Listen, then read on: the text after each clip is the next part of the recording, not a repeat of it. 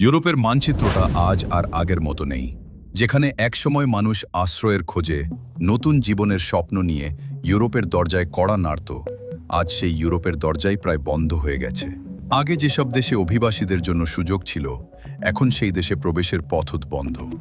অর্থনীতি, রাজনীতি, নিরাপত্তা সব মিলিয়ে ইউরোপ আজ আগের যে কোনো সময়ের চেয়ে বেশি কঠোর। এই কঠোরতার সবচেয়ে বড় উদাহরণ হল ইউরোপের সমৃদ্ধশালী দেশ ব্রিটেন।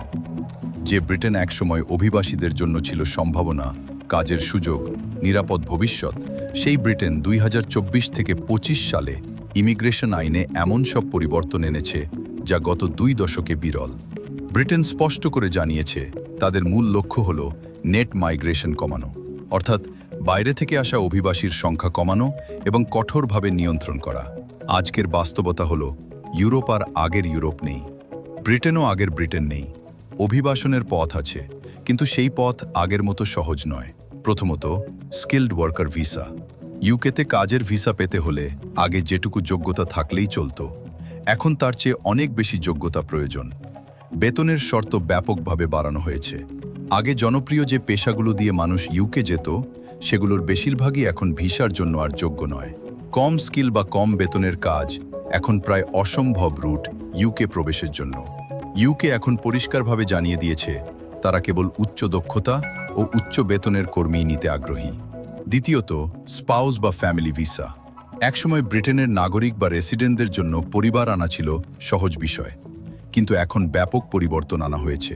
পরিবারের কাউকে ইউকে আনতে হলে আয়ের পরিমাণ আগের তুলনায় অনেক বেশি হতে হবে।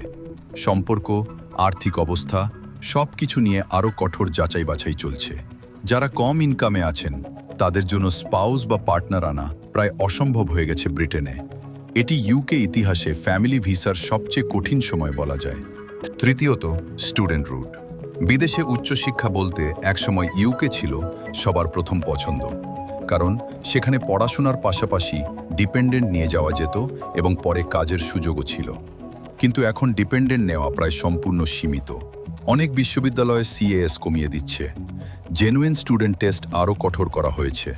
গ্র্যাজুয়েট রুট বা পিএসডব্লিউ ভবিষ্যতে সীমিত হওয়ার সম্ভাবনা রয়েছে আরও। অর্থাৎ স্টুডেন্ট রুট আর আগের মতো পরিবারসহ ভবিষ্যৎ গড়ার পথ নেই সেখানে। চতুর্থত, কেয়ার ওয়ার্কার ভিসা। যে রুট দিয়ে লাখো মানুষ ইউকে গেছে, সেই কেয়ার ওয়ার্কার রুটেই এসেছে সবচেয়ে কঠিন নিয়ম। কেয়ার ওয়ার্কার ভিসায় এখন আর ডিপেন্ডেন্ট আনা যায় না। স্পন্সর কোম্পানি নিয়ে কঠোর তদন্ত চলছে। ফেক বা দালাল ভিত্তিক কোম্পানি বন্ধ করে দেওয়া হচ্ছে। কম অভিজ্ঞতার লোকদের জন্য এই রুট আর আগের মতো উন্মুক্ত নেই। এই ভিসা রুট অভিবাসীদের জন্য আর আগের মতো সহজ বা নিরাপদ নেই। পঞ্চমত, ইউথের নতুন লক্ষ্য নেট মাইগ্রেশন কমানো। ইউকে এখন পরিষ্কারভাবে বলছে, আমরা কম মানুষ নিতে চাই, কিন্তু উচ্চমানের মানুষ নিতে চাই। এটার মানে হলো কম স্কিল ভিসা কমবে, পরিবার আনার সুযোগ কমবে এবং পড়াশোনার রুট সীমিত হবে। কেবল উচ্চ দক্ষতা, উচ্চ ইনকাম এবং শক্ত ডকুমেন্ট, এটাই ভবিষ্যৎ পথ।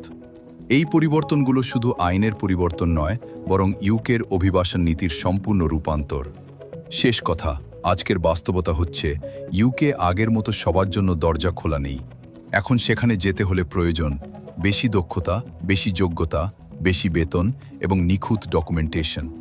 ইউরোপের তালা আগের তুলনায় ছোট হয়ে গেছে, আর ইউকের ক্ষেত্রে সেই তালা এখন আরও শক্ত, আরও নিয়ন্ত্রিত।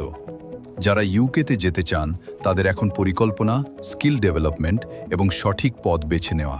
আগের যে কোনো সময়ের চেয়ে বেশি প্রয়োজন যোগ্যতা বৃদ্ধি করা। বাংলাদেশি হিসেবে আমাদের সামাজিক সচেতনতা প্রয়োজন। বিদেশ মানেই সুখ নয়, আর ভিসা পেলেই জীবন বদলে যায়, এমনটা সবসময় না। আজকে পৃথিবীর সব উন্নত দেশেই অভিবাসন কঠিন হচ্ছে, কারণ তারা চায় দক্ষ মানুষ, প্রস্তুত মানুষ, সমাজে মানিয়ে চলতে পারে এমন মানুষ। কিন্তু আমরা অনেকেই ভুল পথে এগিয়ে বা শর্টকাট স্বপ্নের দিকে দৌড়াই। এর ফল টাকা নষ্ট, সময় নষ্ট আর পরিবারের দুঃস্বপ্ন। তাই নিজেকে আগে মূল্যবান করে তুলুন। স্কিল শিখুন, ভাষা শিখুন, নিয়ম জেনে চলুন। এটা শুধু বিদেশ যাওয়ার জন্য নয়, নিজ দেশের ভবিষ্যৎ গড়ার জন্যও প্রয়োজন।